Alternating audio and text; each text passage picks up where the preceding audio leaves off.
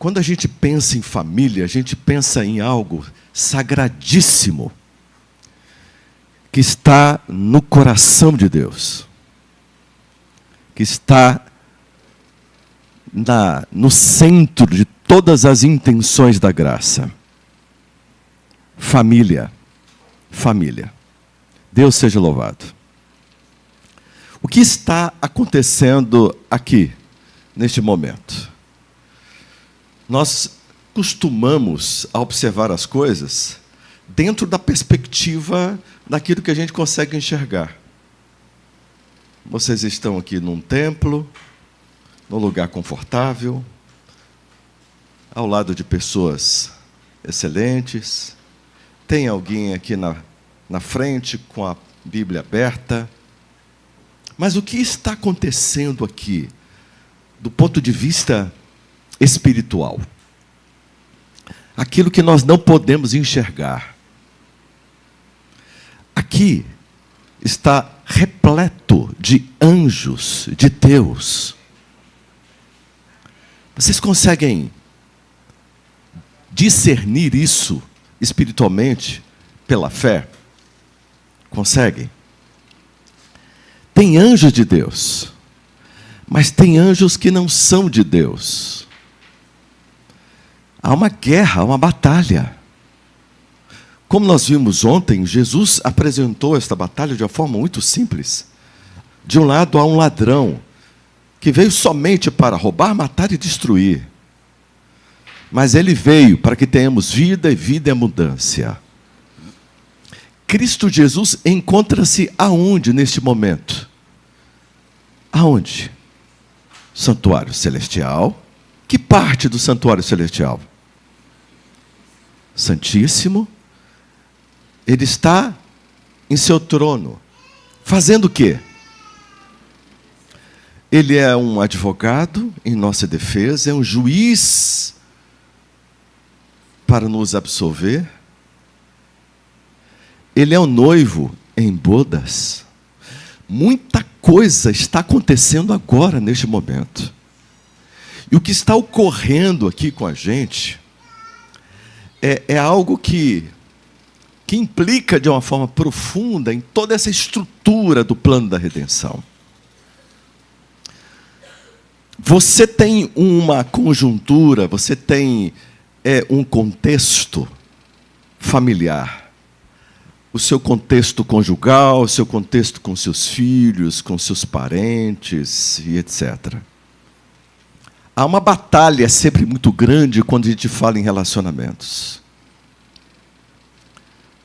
E você, neste contexto, tem clamado, tem suplicado, tem chorado diante de Deus, tem clamado.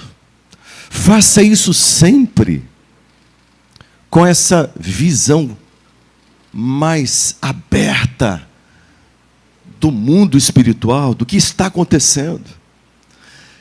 Quando alguém olha de cara feia para você, a graça e a misericórdia devem ser abundantes em seu coração, para que você não se torne infectado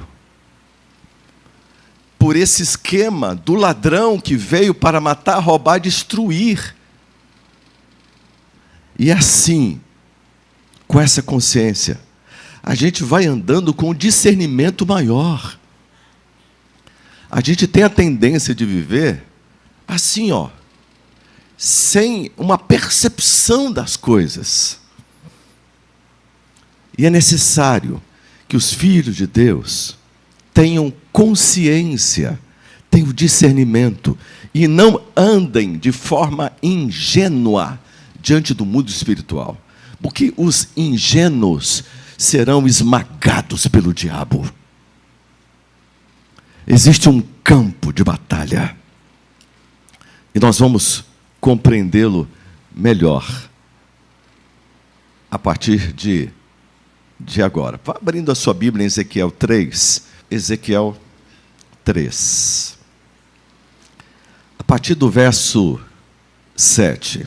Aqui diz: mas a casa de Israel não te dará ouvidos. Esse é o Chamado do profeta Ezequiel. Que chamado, hein?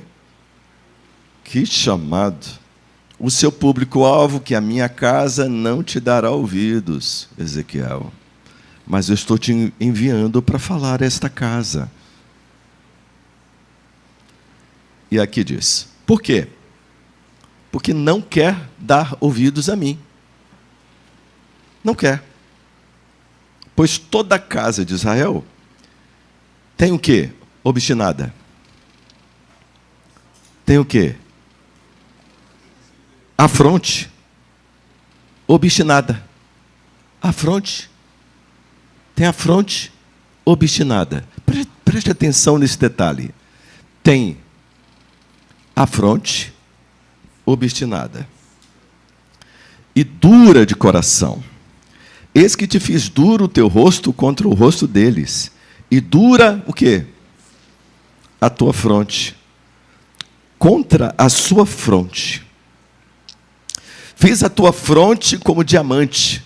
Pensa em uma fronte dura, dura como diamante.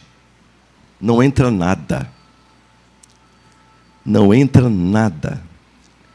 Cabeça dura. É uma expressão muito popular.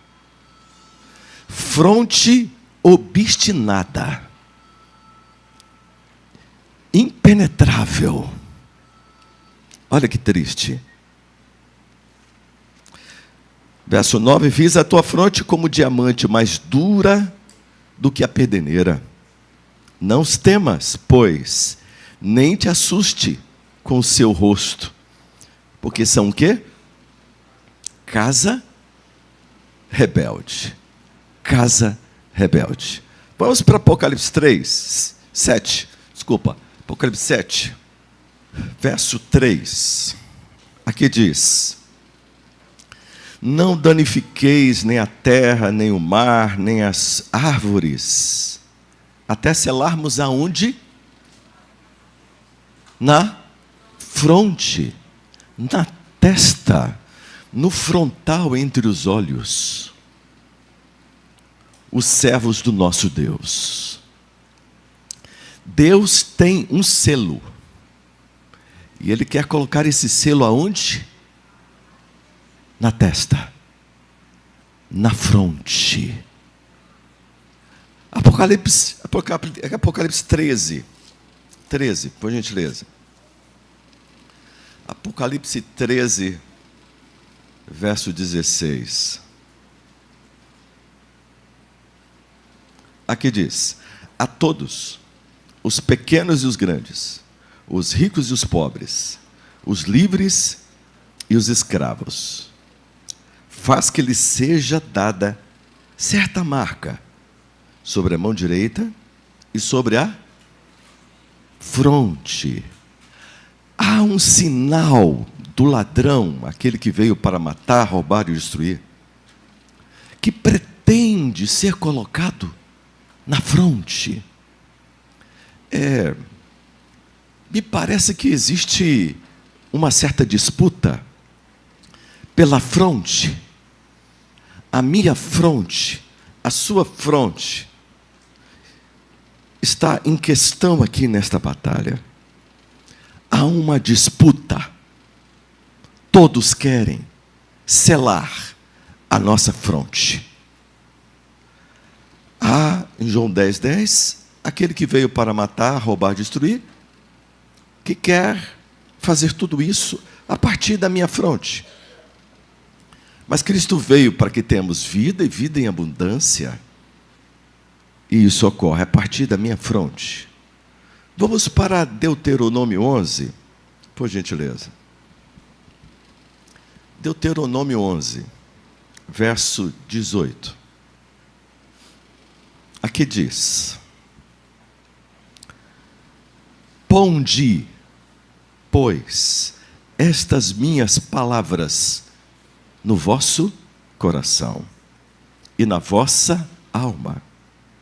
Atai-as por sinal na vossa mão, para que estejam por frontal entre os olhos. E aí, na sequência, ensine as vossos filhos, falando delas assentados em vossa casa, andando pelo caminho, deitando-vos, levantando-vos, escrevendo nos umbrais de vossa casa e nas vossas portas, para que se multipliquem os vossos dias dos vossos filhos na terra. E aí, o texto continua. Essa palavra, ponde, no original hebraico, é uma palavrinha pequenininha. A palavra é sum. Qual a palavra? Sum. Sum. Essa palavra sum significa deposite, fixe, ordene, determine no frontal entre os olhos a minha palavra. Engendre, ordene a minha palavra sobre a sua fronte. E depois, faça isso pelos seus filhos, o tempo todo. Inculque a minha palavra na fronte dos seus filhos. Faça isso a todo momento. Andando, parado, se levantando, se deitando. Faça isso o tempo todo. Esse processo do selamento, ele é feito assim, como um processo. Não é algo que ocorre da noite para o dia. É um processo. Quando a gente fala desta marca do ladrão, aquele que veio para matar, roubar, destruir, que o Apocalipse 13 se refere, isso acontece por meio de um processo. Não é algo da noite para o dia.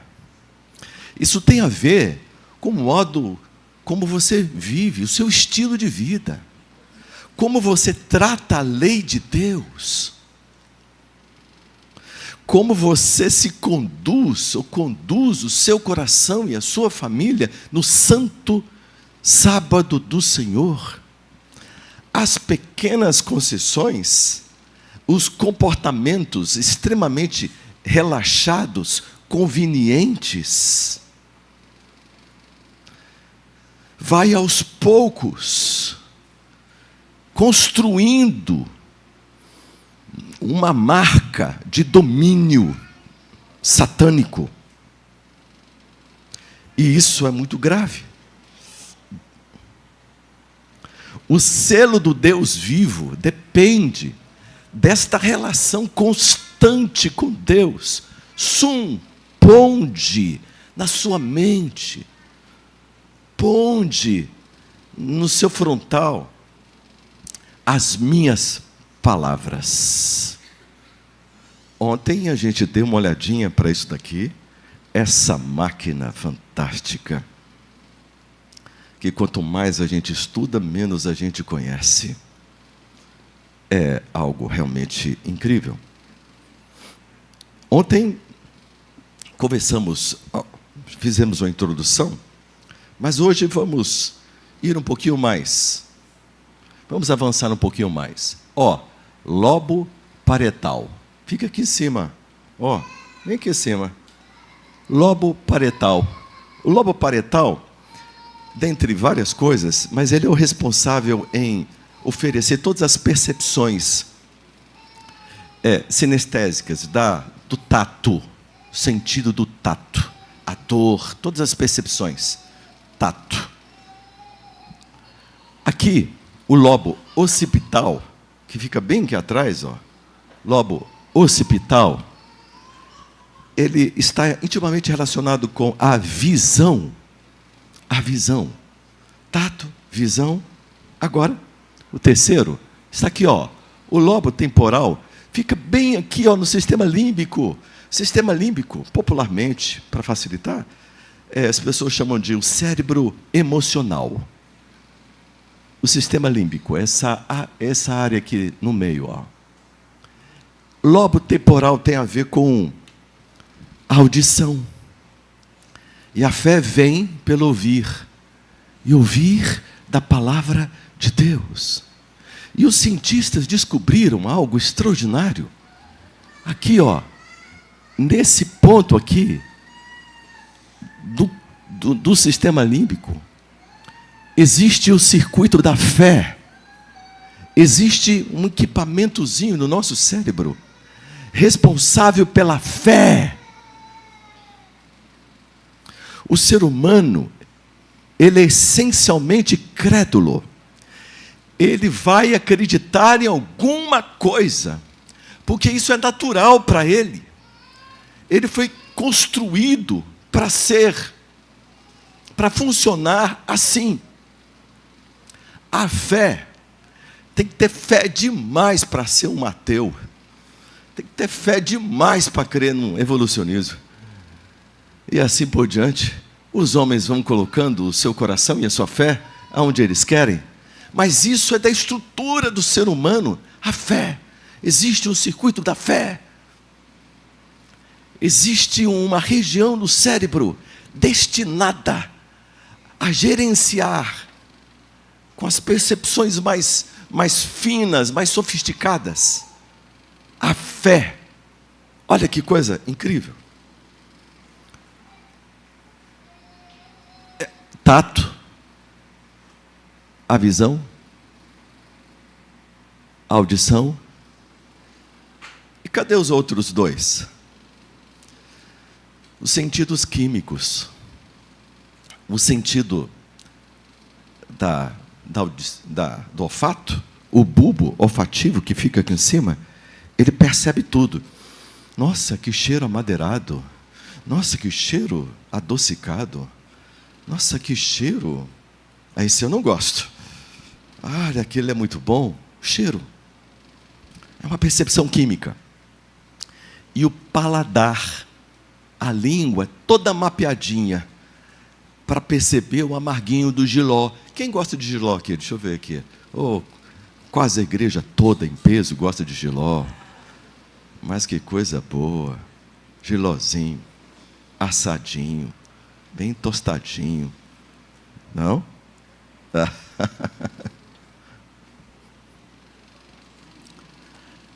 Os sentidos são as janelas. Os sentidos, eles enviam informações o tempo todo para todos os núcleos de processamento cerebrais. E exatamente aí, quando a gente chega, é nesses dois personagens principais, esses dois atores incríveis. A amígdala de onde? Isso, não é a amígdala que nem tem esse nome, mas pegou esse nome, mas tudo bem. Mas é a amígdala do cérebro. Você colocar um laser aqui no olho e outro no ouvido, na hora que cruzar, deu a amígdala. Pronto, ali dentro, tá certo? Então veja só, a amígdala é o centro das reações emocionais. A amígdala, ela funciona de uma forma automática. Ela não pensa. A amígdala não é crente. A amígdala não tem compromisso com a moral, com a ética. Não tem. A amígdala é um equipamento que Deus colocou no ser humano para defendê-lo, uma vez encontrando-se num contexto de perigo. É a amígdala que soa o alarme e traz todo o sistema de defesa, simpático, parasimpático. No caso é o simpático que reaciona, que te coloca para atitude, para ação. Ocorre que, quando essa amígdala, que é composta por neurônios também, fica bem pertinho do hipocampo aqui, ó, responsável pelas nossas memórias, né? Quando a amígdala ela faz o registro, das memórias emocionais negativas. Então ela registra os medos, as angústias, os pavores. E a amígdala, ela entra em ação, muitas vezes de uma maneira desregulada, ou fazendo bloqueios. Eu tenho trabalhado isso muito com os casais, ou convocando todo o sistema de defesa, e muitas vezes ele ocorre de forma desproporcional.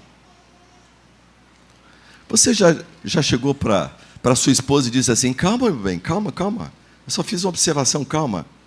Não, mas é porque você, calma. Né? Ou de repente você já chegou para o seu marido e disse: calma, meu bem, calma. Não, porque eu não gostei do que você falou. Calma. Me perdoe. Não foi bem isso que eu quis dizer. Calma. Uma reação desproporcional.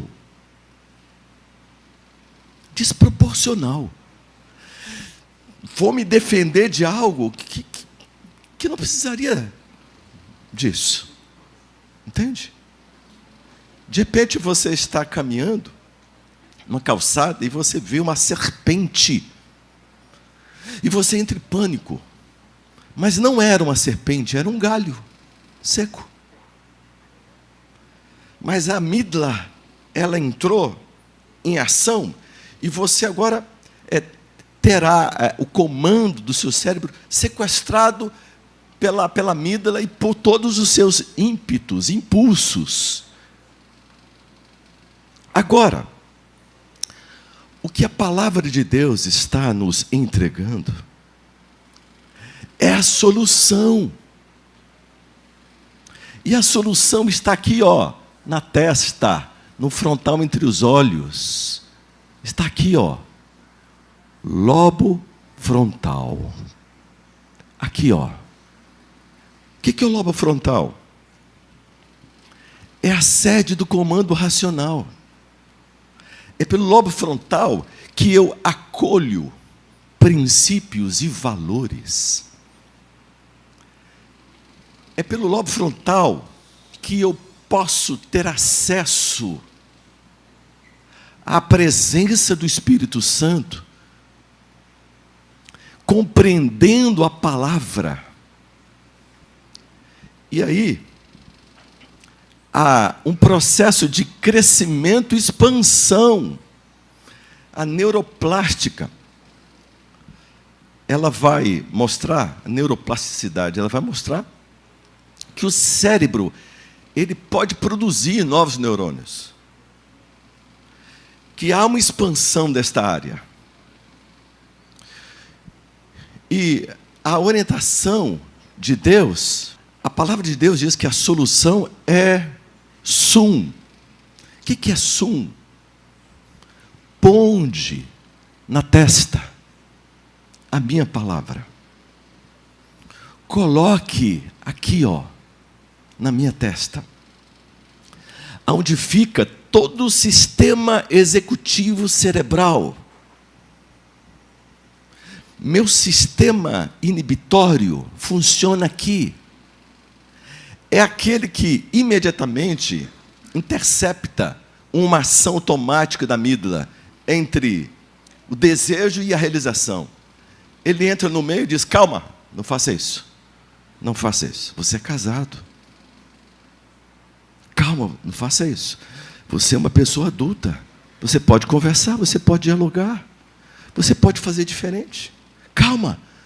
Você não precisa criar um alvoroço tão grande. Você pode se controlar. E ontem nós estávamos falando sobre o ekrateia. O que significa ekrateia, do grego? Domínio próprio. Governo. Um governo feito com Deus. Porque de acordo com Gálatas 5, 22, 23, aonde o fruto do Espírito está sendo revelado, que é o amor, o último item é o ekrateia, domínio próprio. É uma produção do Espírito Santo na nossa mente. É o caráter de Cristo sendo gerado em nós. O sistema inibitório vai sendo fortalecido. E entre uma imagem que chama a minha atenção e a minha consciência gerada por princípios e valores e pelo Espírito Santo, eu disse, não olhe, vigiai e orai, para que não entreis em tentação. Opa. Uma mente disciplinada. Você fixando a palavra de Deus na sua mente, você vai se fortalecendo. A amígdala, ela vai aprendendo a estar sob um domínio, um comando, um controle. É por isso que o apóstolo Paulo, em Gálatas 5, ele fala sobre essa natureza espiritual que se expressa no lobo frontal e que deve comandar os registros naturais de uma natureza corrompida pelo pecado, registrada também ali na amígdala. A amígdala, quando ela vai no automático, o lobo frontal intercepta e diz, não, Senhor, me ajude. Vamos parar por aqui. Não. Eu estou no comando, eu estou no controle. Há uma batalha. Ou o meu lobo frontal domina essas impulsividades todas, ou ele ficará pequenininho e sendo dominado pelas impulsividades da amígdala. O diabo quer uma geração dominada pela amígdala. É o que eu quero, o que eu estou afim, são os meus desejos. E fazendo um rápido parêntese, a pregação mais importante vai ser amanhã à noite. Eu estou caminhando para um auge. Amanhã é o que você não pode perder. Porque amanhã eu vou te mostrar tecnicamente toda a estratégia do inimigo. E vou te mostrar todo o programa de Deus. Aí você vai entender exatamente como ter uma vida vitoriosa diante de Deus. Mas aquele que veio para matar, roubar, destruir, não quer que você saiba, que você conheça isso. Porque senão você vai sair do programa dele. Se é que você tem caminhado mais para lá do que para cá. Fecha parênteses e volto. Sum. É isso que nós precisamos. Sum. Olha só. Todo mundo aqui conhece essa parábola. Não é? E eu vou contar essa parábola do meu jeito. Tá bom? Aqui é uma licença, aqui é a parábola, contar do meu jeito. 2 pessoas compraram um terreno no mesmo condomínio. Mesmo condomínio. Certo? Vamos construir a nossa casa.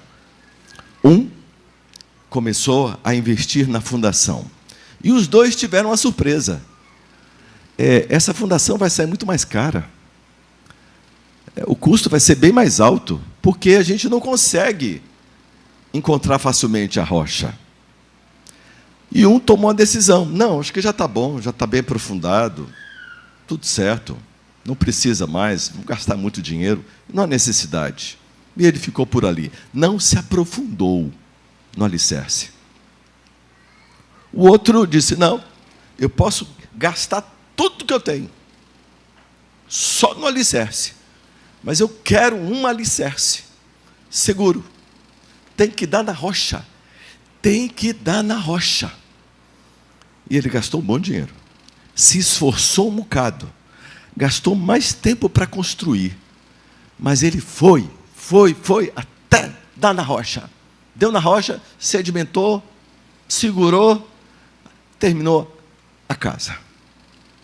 Aí, houve um problema, os tremores, houve uma situação, ventanias, enfim, e algo aconteceu. A que estava construída na rocha, ficou. A que estava construída sem chegar na rocha, não ficou. Caiu. E grande foi a sua ruína. Mateus 7, 24 a 27.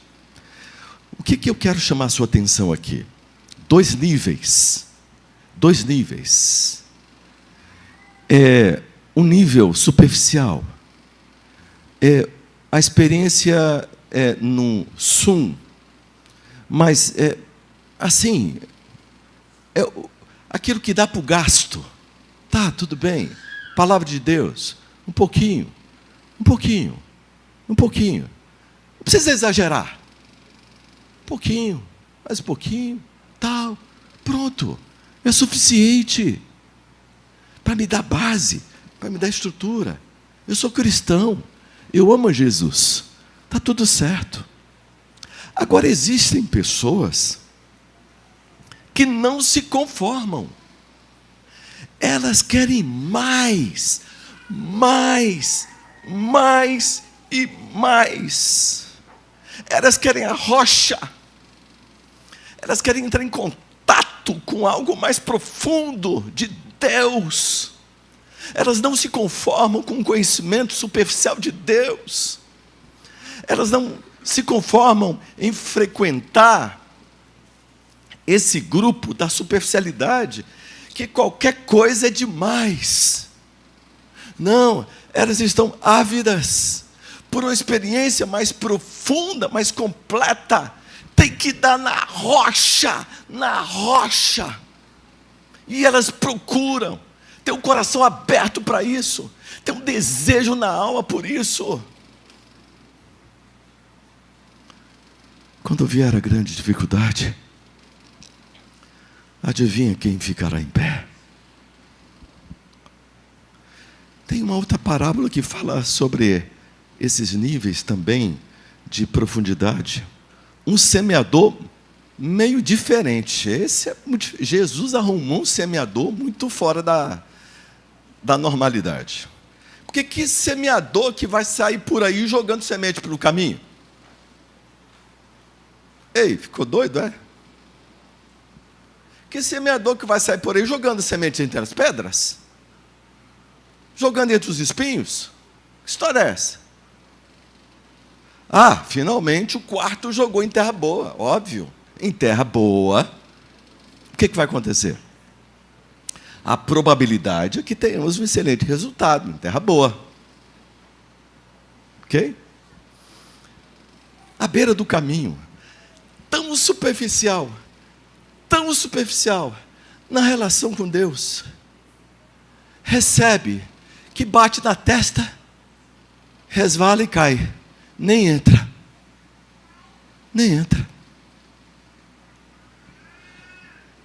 Entre as pedras ainda entra um pouquinho mais, mas a cabeça está com tantas, está tão poluída com tanta coisa, que fica sufocada, que o evangelho não entra.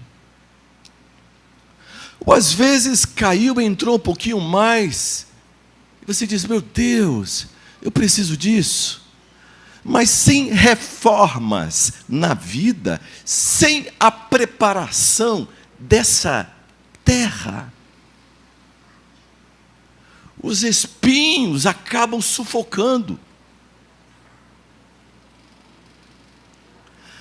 Mas aquela semente que cai em terra boa, uma mente limpa, que tem reforma, que está buscando revivamento, que está dentro da ordem do Senhor, vigiai e orai. Vigiai o que? Os sentidos e orai. Não empreste a sua mente a tudo aquilo que distorce. Não se assente nas escolas mundanas, das séries, dos filmes, tanta coisa que eu nem sei dizer o que é, dos desenhos animados, e tanto lixo, tanta coisa, mas é gostoso, me diverte. Eu gosto, dá licença. Ó amígdala, vida leva eu, amígdala. Não estou nem aí, amígdala. Deus vai me salvar mesmo assim, ele não tá preocupado com isso. Ele vai me salvar mesmo assim, amígdala. A gente encontra também 3 níveis aqui, ó. O nível quente, o nível frio e o nível morno. O nível frio, a semente nem chega perto. O nível morno, ela dá uma entradinha e a pessoa diz, tá bom, tá ótimo, tá tudo certo. Mas o nível quente é aquele que diz, eu quero uma experiência com Deus. Eu preciso.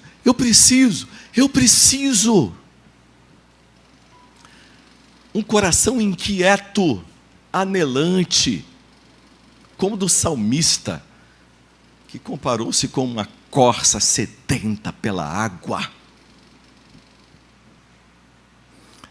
3 níveis.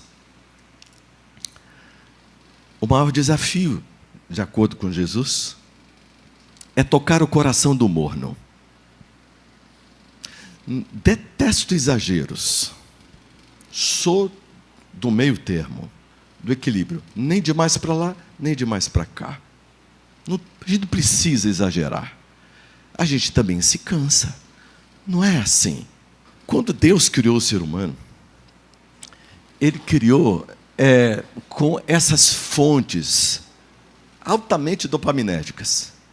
O que é dopamina? É um neurotransmissor que comunica prazer. Coisa boa. Coisa boa. Prazer. E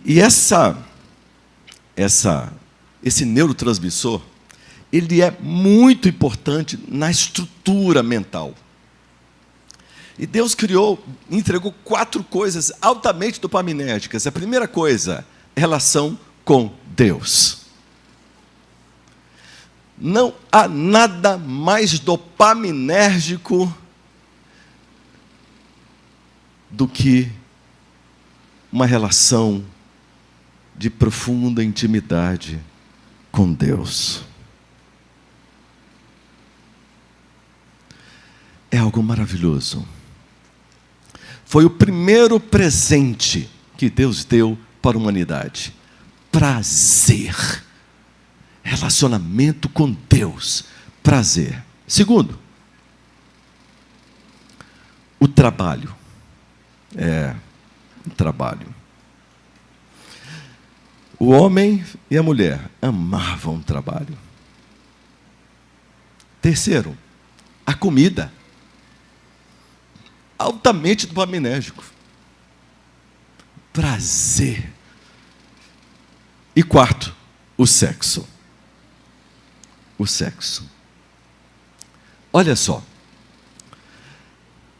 Dentro deste contexto que interfere no discernimento e nos sentidos, que tem uma profunda relação com a amígdala e com o lobo frontal, a produção artificial, não sustentável, de dopamina, provoca esse resultado que vocês estão vendo aqui. Relação com Deus, distância completa. Sexo, comida, trabalho, vícios. O resultado aqui do lobo frontal, atrofia. quando o lobo frontal ele está em constante atrofiamento, quem é que está mandando na coisa toda? Quem? A amígdala. Quando a amígdala está no comando, você não pensa. De vez em quando, eu pergunto, já fiz essa pergunta para muita gente, só para poder observar. Por exemplo, um homem que acabou de trair a esposa. Eu pergunto, o que aconteceu? Por que você tomou essa decisão? Por que você fez isso? E eu já sei a resposta. E a resposta nunca foi diferente. Porque todos me dizem a mesma coisa. Eu não sei. Não sei. Foi mais forte do que eu. Sei lá. Eu nem tinha a intenção. Quando eu me percebi, eu já estava naquela situação. Não sei. Não pensei em nada. Em nada. Não pensei em nada. Quem está sequestrado pela amígdala, com o lobo frontal pequenininho, não tem palavra de Deus para expandir, tem estrutura fraca demais, está à mercê das impulsividades carnais. Quando está diante de uma situação dessa, vai ser, será um processo automático. E depois, você pensou? Não pensei. Mas por que você tomou essa decisão? Eu nem decidi, eu não sei, mas por que isso acontece comigo? Por quê? Ó, a amígdala, assim. O lobo frontal, assim. Quem é que vai mandar? Ponte, ordene, fixe as minhas palavras no frontal entre os olhos. Faça isso. Vigie e ore. Vigie e ore.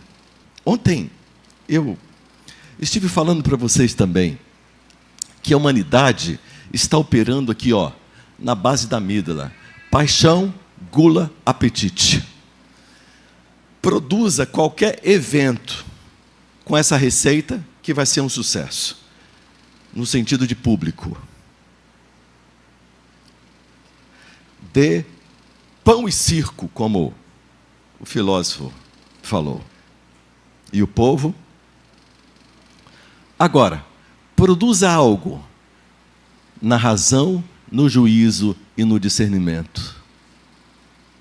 E você vai perceber quantas pessoas se sentirão atraídas por este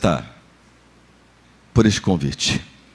Razão, juízo, discernimento, intimamente ligados a um lobo frontal expandido, em crescimento. Quando a gente olha para o mundo, a gente enxerga isso, mas quando a gente olha para a igreja, a nossa expectativa é de que todos nós estivéssemos vivendo sob este comando. Mas como nós nos decepcionamos com a gente mesmo. Quando a gente se percebe mais voltados para essa experiência. Como isso é triste. Como experimentar. Olha aqui. Uma produção saudável de dopamina. Eu tenho encontrado por aí alguns profissionais apresentando jejum de dopamina. Não é gente da nossa igreja, não é gente comprometido com a igreja, mas o mundo está percebendo que tem algo no excesso e que está causando danos significativos. Mas a mensagem para nós, para esta experiência, é essa. Precisamos voltarmos para a relação com Deus e encontrarmos nisto o prazer da nossa alma. Relacionamento com Deus tem que dar na rocha quando o assunto é sexo. sexo lícito, comida e trabalho, a palavra de ordem é temperança. Temperança. Temperança. E isso promove a hipertrofia do lobo frontal, a expansão, o crescimento, o fortalecimento do lobo frontal. Esse é o plano de Deus. Esse é o plano de Deus. Já para irmos concluindo, olha só. Na lei mosaica, 10º dia do 7º mês de cada ano, acontecia o que lá em Israel, no santuário? Era dia de expiação, dia do juízo. No dia do juízo, o povo tinha que estilo de vida para praticar nesse dia? Eles podiam comer de tudo? Não. Era dia de jejum, quebrantamento, reflexão, humilhação do eu. Dia de juízo em Israel. Ok? Olha só. Após o cativeiro, Zacarias 8,19, o Senhor Deus instituiu para o seu povo 4 dias de jejum por ano, incluindo o 10º dia do 7º mês, porque o Senhor Deus viu que o povo precisaria de mais ações de uma imersão diferente.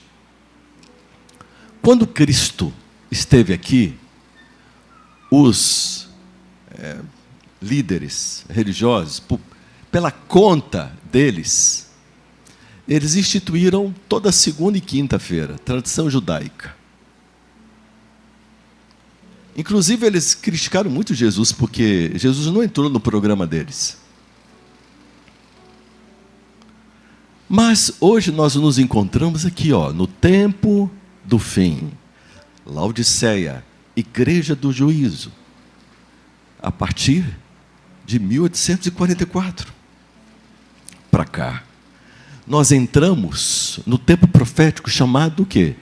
O dia do juízo, o dia da expiação. Qual que é a referência a um estilo de vida para esse momento profético? A referência está aqui, lá na lei mosaica, não é? Na prática que era feita no 10º dia do 7º mês. Há um estilo de vida necessário.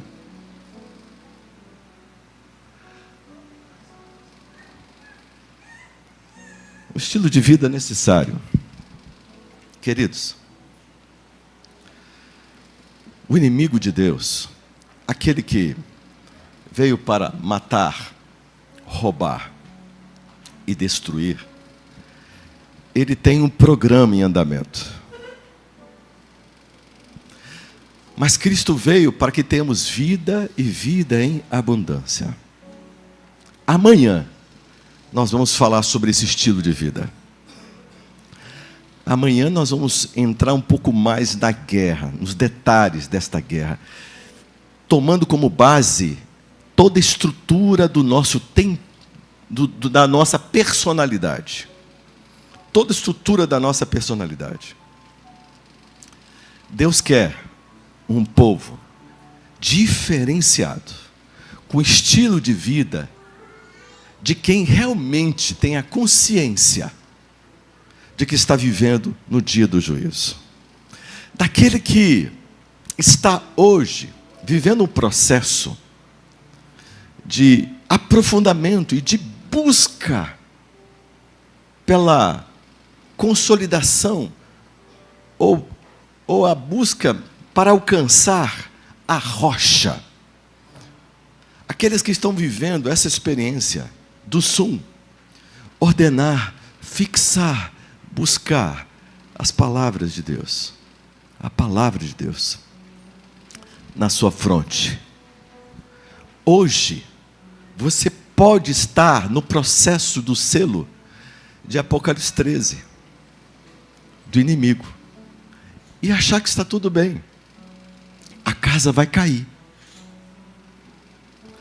Mas hoje é tempo oportuno para você interromper esta maldição e dizer para Deus: Senhor, dá-me o teu espírito, porque eu quero experimentar de uma forma profunda, como nunca antes, aquilo que verdadeiramente o Senhor deseja para a minha vida e para o meu coração. Eu quero o selo do Deus vivo na minha testa, na minha fronte. Eu preciso consagrar a minha fronte. Uma fronte obstinada? Uma fronte feito diamante? Não.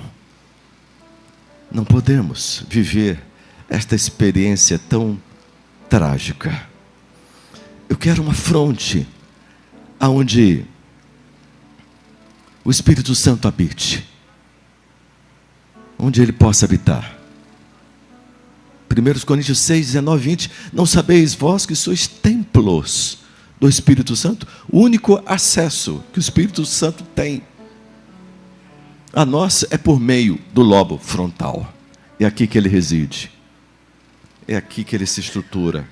É aqui que ele passa a influenciar, a me convencer do pecado, da justiça e do juízo, e a me guiar como Espírito da verdade. Eu preciso romper com todo o esquema do ladrão, aquele que veio para matar, roubar e destruir. E eu preciso de vida em abundância. Tem alguém aqui que está disposto a fazer um novo compromisso com Deus? Fique em pé, no nome de Jesus. O mundo espiritual precisa assistir o que o Espírito Santo está fazendo na sua mente, no seu coração. Glórias a Deus. Vamos orar. Santo Deus, Pai querido, o diabo tem brincado com muitos, mas o teu Espírito está contendendo, está lutando, está brigando, está batalhando por nós. Desperta-nos, levanta-nos com tua glória, com teu poder, com tua força, para nos salvar. Quanto à ordem de Sum, nós queremos que o teu Espírito nos ajude a sermos consistentes, a termos uma atitude de profundidade, uma atitude de intensidade, para vivermos realmente o teu sonho para nós. Nos ajude a termos um lobo frontal bastante expandido, para termos o domínio próprio. Nos abençoe, Pai, por tua graça, e aceite essa decisão que estamos fazendo diante de ti, de não nos contentarmos a menos que estejamos diariamente na rocha. No nome de Cristo Jesus. Amém.